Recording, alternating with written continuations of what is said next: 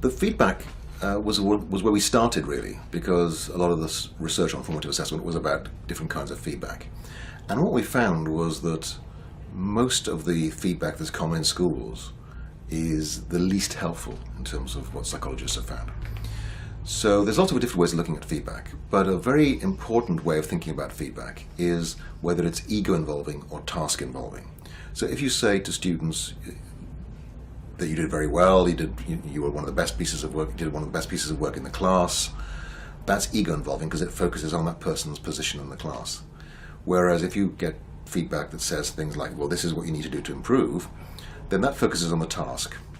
And what the research shows very clearly is that ego-involving feedback is rarely effective and in fact can lower achievement.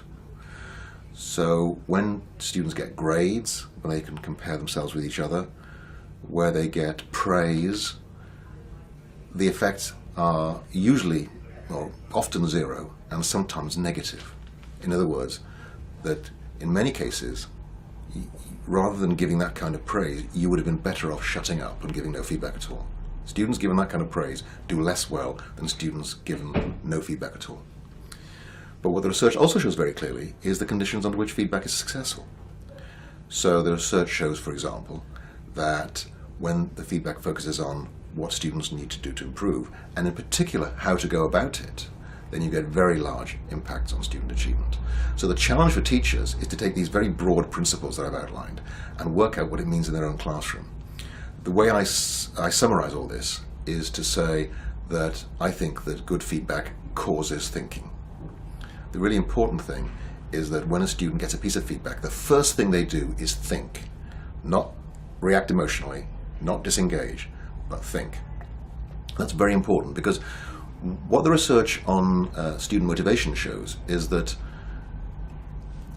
when they're faced with a task or with a response to a piece of work, students basically make a choice between deciding either to protect their well-being or to engage in activities that will actually help them grow as individuals and in their achievement.